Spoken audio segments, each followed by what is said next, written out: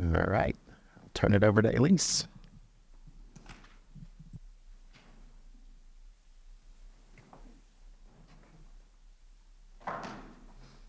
Great. Thank you so much. Wait for Lauren to pull up the slide deck and yes, thank you so much, Jonathan.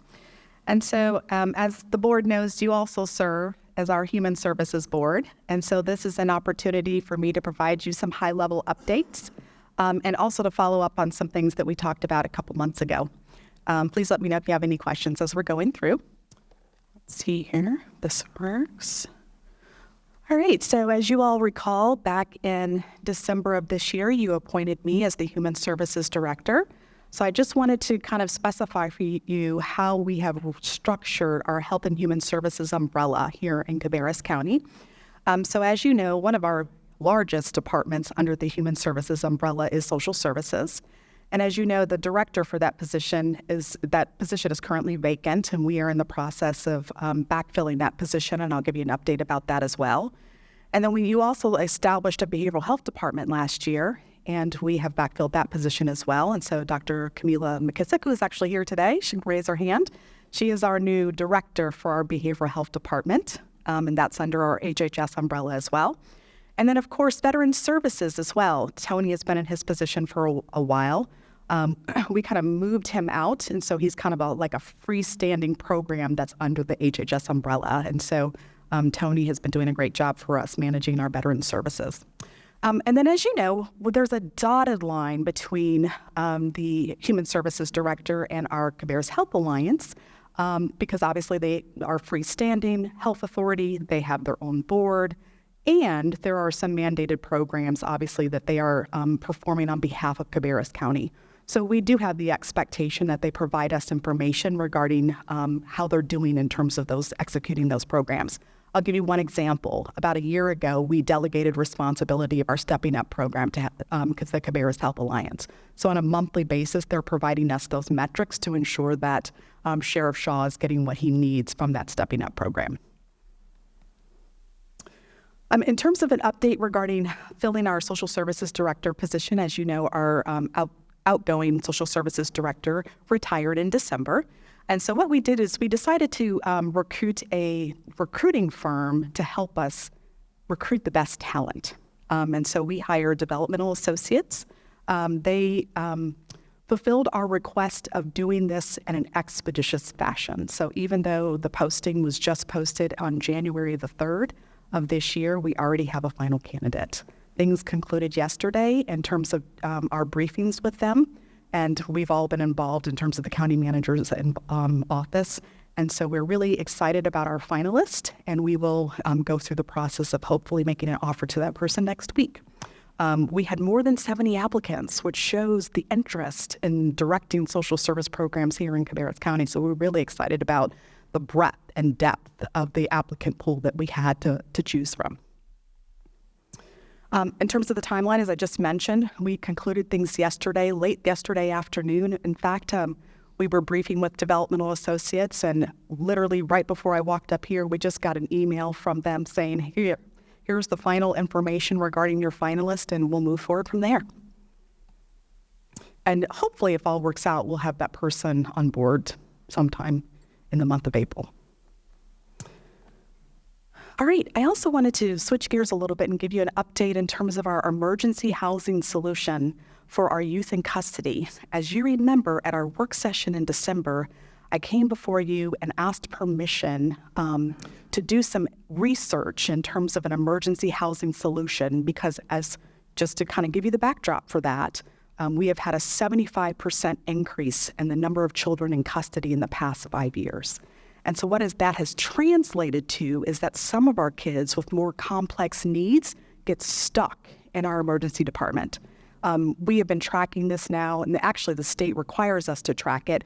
We've been doing this now for over a year, and there has not been 1 week in the course of the past year where we haven't had at least one child who was stuck in our emergency department, sometimes for weeks at a time, because the feeling is that they're unsafe to be in a community environment and require more supervision, and no one's raising their hand to take responsibility for that child. So this was one of the things that, again, that you empowered us to look into. And we think we have a viable solution that will meet with your approval. So what we did is we reached out to Union County, and Union County has a group home that they already own. It is 9 beds, and they would afford us the opportunity to have 4 of those 5 beds. This is a group home that's located in kind of a somewhat rural part of Monroe. There are some residences that are around the facility, but the good news is this has been operating as a group home for a number of years. So the individuals who reside in that area are already accustomed to having this group home in their backyard, right? It wouldn't be a new development or anything of that nature. In fact, most recently, Union County actually contracted with the Department of Public Safety. So the youth that have been housed there up through December of this year were actually juvenile delinquents, but they decided not to continue that agreement with the Department of Public Safety because they also need an emergency housing solution for their kids in custody as well, but they don't need all 9 beds. And so that's one of the reasons that they opted to partner with us.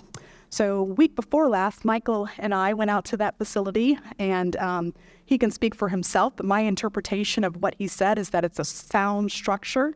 There's some cosmetic issues. I know Michael raised the concern as to whether or not it was ADA accessible. So that's say that again.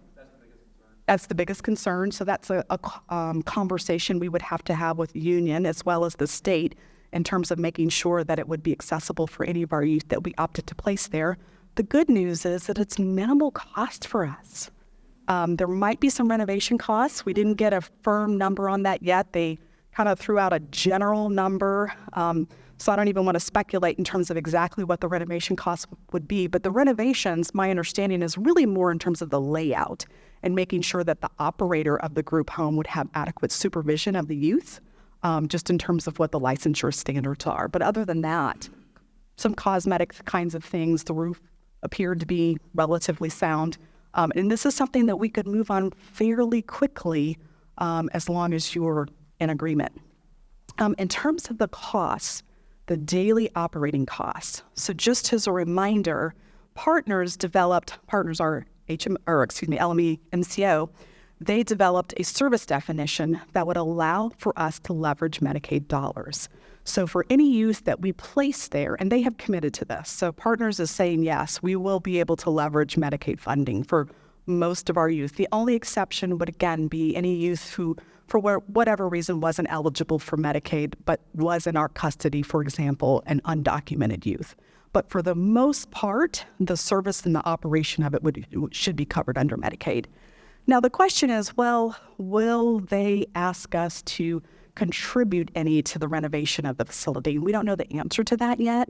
As we're having this conversation with you, Union County, my counterpart, is also having the same conversation with their Board of Commissioners in Union County. So we'll see if there are some monies that they ask us for in terms of the renovations of the group home. But also the good news is, and I'm sure you all are aware of this, is that the state of North Carolina recently recognized that this is not an issue that's unique to Cabarrus County or even Union County. It is an issue across the entire state where our kids in custody are languishing in inappropriate settings, whether it's DSS offices or in hotels or in hospital settings. So just on January 31st of this year, they given every single local government in the state of North Carolina some funds to help offset the cost of placing some of these really complex youth. So for us, they kind of used a formula in determining how much money they would get. So we actually have already received $32,000, and there will be an agenda item that comes before you in March in order for us to be able to appropriate those funds and use those funds for emergency placement. So I say that to say, should Union and or Partners comes to us and say, hey, we need you to put a little bit of money in the pot for the renovations, well, we have a little bit of funding that we're getting from the state that we should be able to designate for that purpose. In terms of the $32,000, that does need to be used by the end of this fiscal year, so we will have to make a quick decision on how we allocate those funds. And then, as you can see, we're getting a separate allocation for fiscal year 25 in terms of $78,000, also for emergency placement. I'm going to stop right there and just to see if you have any questions, because once I move on, we'll be off this topic. I think in our previous discussion, one of the things that we talked about was for these kids to be many times enrolled in our local school system. And so how does this location 45 minutes away impact that? That's an excellent question, and thank you so much for raising that, Chairman Morris. So it is about 45 minutes away. That is the biggest disadvantage to this group home, is that the distance to Cabarrus County schools. Because these are Cabarrus County youth, we still need to educate them in our county, right? Unless they are in a service like day treatment that incorporates the educational component, in which case they could do that in Union County, but otherwise we would still be responsible for educating them here. So the conversation that we had with partners is that they would bundle that into the rate, right? So they would pay the operator of the group home to transport our children back and forth to Cabarrus County for schools. Not ideal, just in terms of our youth having to spend so much time in some sort of bus or whatever vehicle that they choose to use to transport, but it sounds like that would be something that would be included in the bundled rate as well. My question goes back to Phil in the department head, and as soon as this is on YouTube, I guarantee you one of the conversations we're going to have with people is, why did we hire an outside agency to find the director when we could do that ourselves, when we're looking at trying to cut as many costs as possible? So can we just explain how much that costs and why we would do that versus why we would do it ourselves? Yeah, I think one of the reasons that we opted to take this route is to just obtain kind of a neutral body to guide that process for us. As you know, there has been a lot of attention recently to our social service operations. And so we felt that, just in case people didn't quite trust us to guide the process, it'd be great to bring in a neutral, objective party to guide that process for us and to give us those results. Thank you for the question. Any other questions I can address for you on those two matters before we shift? Well, to go back to the foster care situation. Sure. And thank you for that answer. And I agree that is not ideal, but it will work given the sensitivity of trying to locate a facility like this. And we've heard a lot of discussion about that here in Cabarrus County in the last 6 months. Yep. I think this is a great alternative. I applaud you for giving us that option to be able to collaborate with Union County and the existing facility. I think that's going to be a benefit to them and a benefit to us as well. If we tried to do this on our own, We would probably have to build something, honestly. yeah, Or look for a home to purchase, and then we would encounter some resistance potentially from any neighboring communities. So exactly. And so trying to decide on a location, available facility, available building, it could take a very long time to accomplish that. And then whatever, if we did buy an existing facility, I'm sure that there would be some expensive renovations that would be required to meet those ADA requirements and whatever other requirements. So I think this would save Cabarrus County taxpayers a lot of money and get the job done a lot quicker and get these kids out of the undesirable situations they're in right now. yes, very much so. Thank you. Thank you for those comments. All right, now I'm going to move forward and switch gears and talk about a restructuring process that has been underway within social services. And so just to be very clear, this is not a financial impact at all. I just want to update you in terms of how we are restructuring our operations. And I'll tell you the justification for it is we want to maximize our efficiencies. We want to ensure that we're meeting our metrics on the state level. And then we also want to improve the experience for our customers, right? Again, we want to change the narrative here in Cabarrus County about our social service programs and really communicate to the public what we are here to serve them, and it is our responsibility, it is our honor to serve the residents of Cabarrus County who are eligible for our services. Because as you know, social services, a lot of energy is paid, particularly at our board meetings, around child welfare. Child welfare is one arm of social services, right? There's a lot of different programs that we're offering and providing. And so this is an opportunity for us to get the word out, to re-educate the public, and also to improve the experience and improve efficiencies from within our social services department. And so with that, we're just restructuring some things to make things flow better within the department.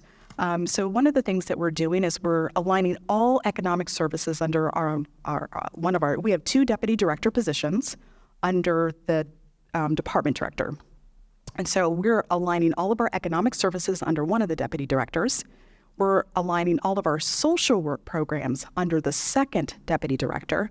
And as you all know, we currently do have a business services manager, but she's retiring in April. And so we have an opportunity there as well to recruit someone with a broad skill set who's able to manage and oversee not just the fiscal operations, not just the financial component, but also any other kind of arm of the department, existing arm of the department that serves the entire department.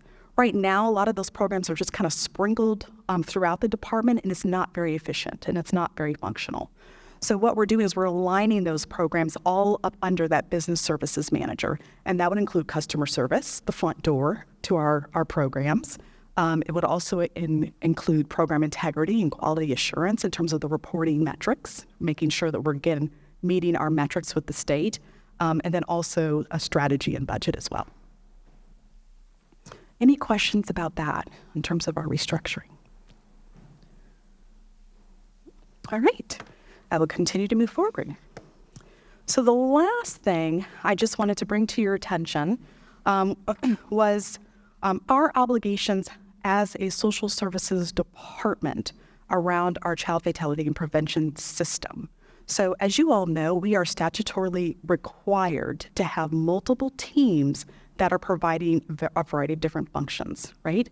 And so what are the reason or the rationale for those teams? They're outlined here: to develop a community-wide approach to child abuse and neglect, to understand some of the root causes of childhood deaths in our community, and then also to identify gaps and deficiencies in our service delivery, right? And so the way that the state has indicated that we need to do that is through 2 different teams. Now, what we have historically done here in Cabarrus County is we've combined these teams into one. So it's a blended team, and that is very efficient. So I applaud Cabarrus County for having done this historically. So we have a community child protection team, and then we also have a child fatality prevention team. And as you all know, Paula Yost has led that blended team for a number of years, and she's done a great job with that.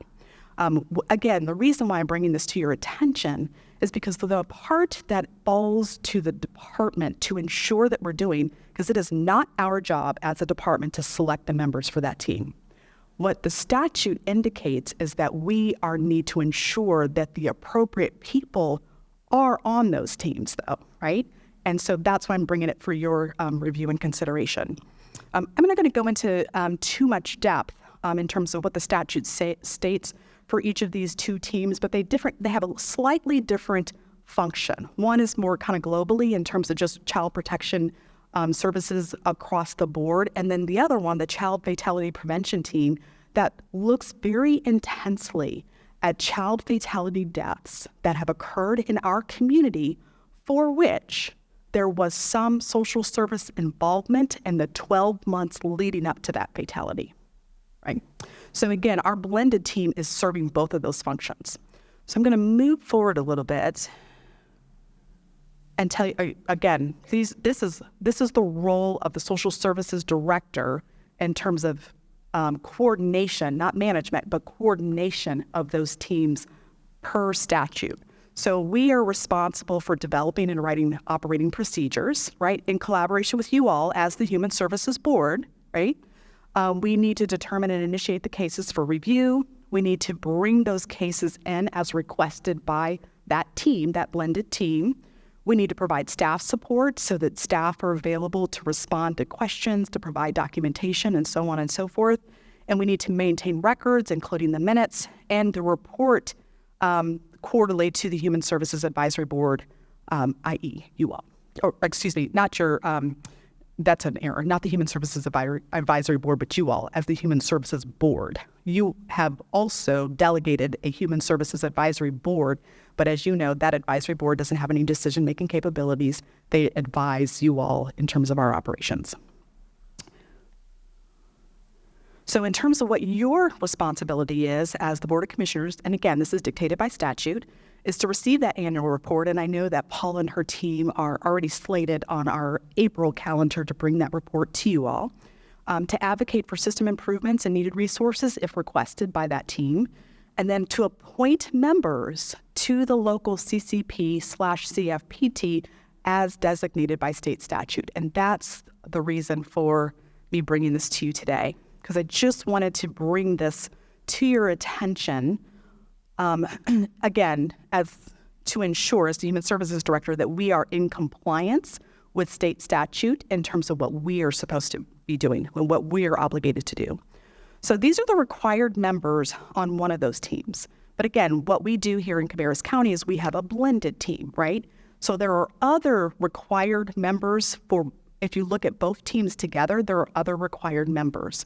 So we need to ensure, since we do have a blended team, that we are filling all of these slots as dictated by statute. So Social Services Director, that's an automatic. Social Services Director sits on the team. Another DSS staff person member, that's automatic. We should have a law enforcement officer who is appointed by the board. That's in statute.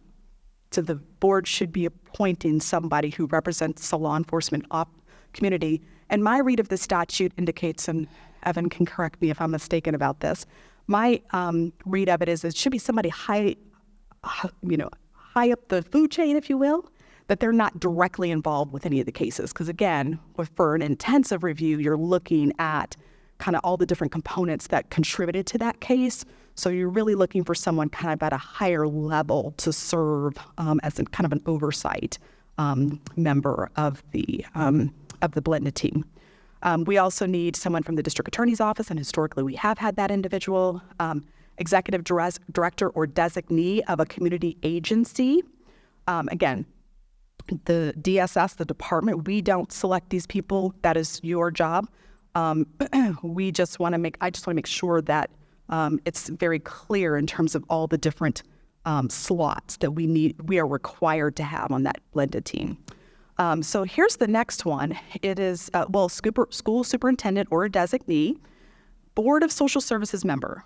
So that's you all. That you all are our board.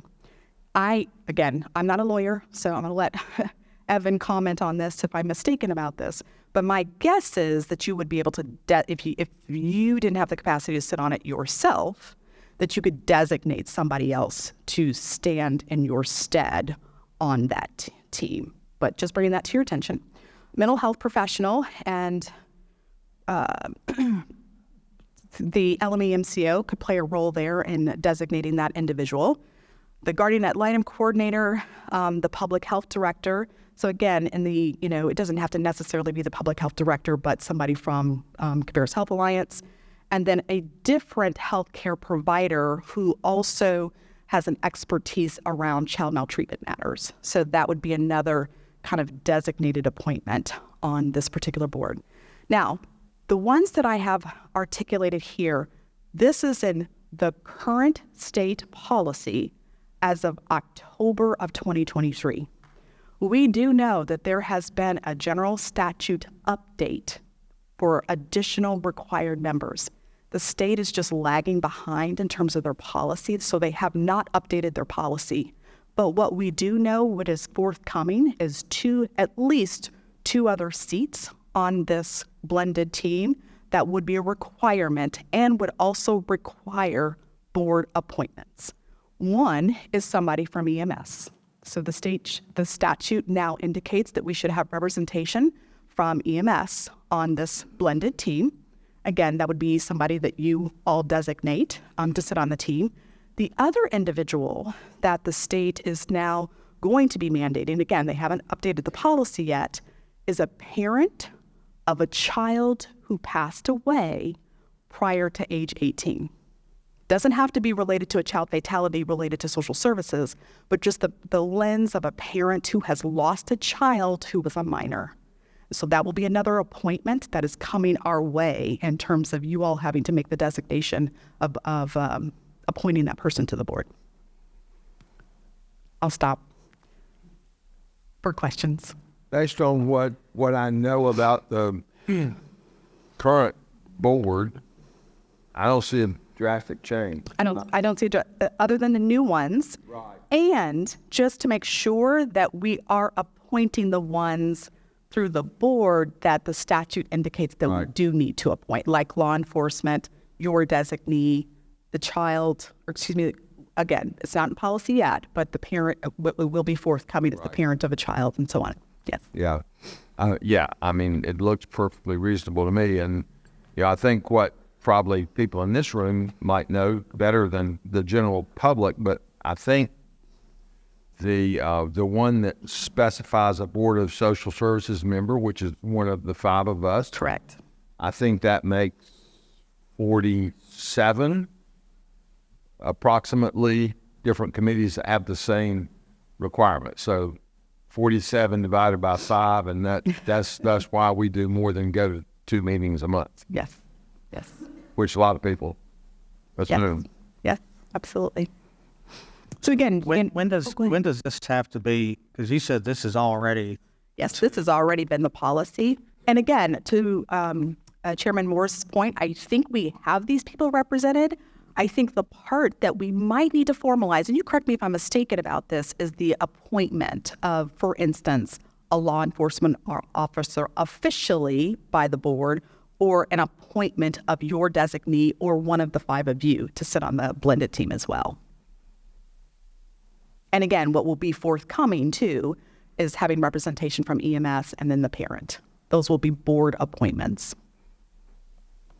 per statute. I think I speak for a little bit. I think what you do now, all of you, it's like this here.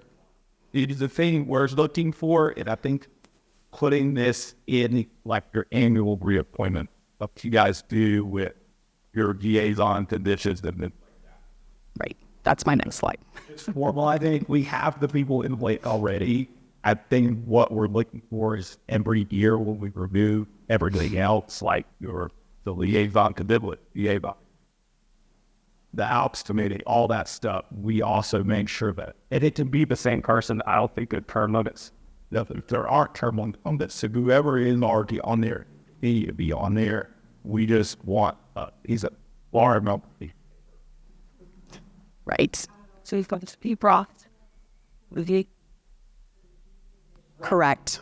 Well, I figured the all of me when he spotted what they were. I felt like Chuck were those aspects. And in case you were you will look through those aspects.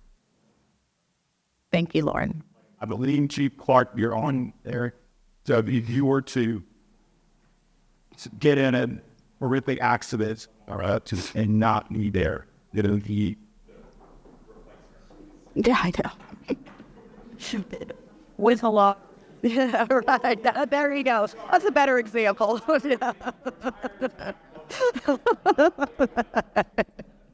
Much better example.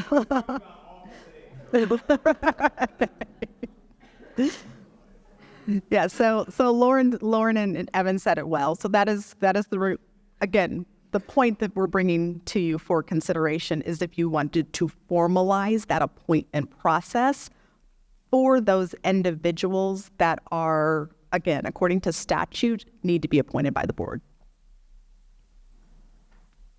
So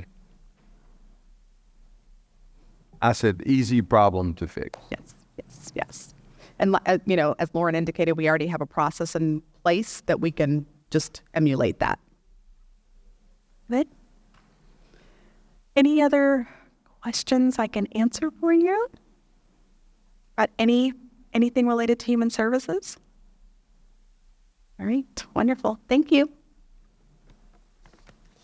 I guess you didn't say anything about these optional members, but that's just fluff, kind of, right? Well, they're not required. Thank you for that. So they're not required. However, when we are thinking about the fact that this is a blended team, we have two separate requirement lists to look at. So we just need to make sure, because it's a blended team, that we have representation for each of those teams in the blended team. Does that make sense? Like, for instance, on one side, there's a prevention expert that needs to be on there, or a prevention, person with a prevention lens. The other one doesn't necessarily have that requirement, but we need to make sure that that person is represented so we're fulfilling the obligations for both teams. Yeah. Thank you.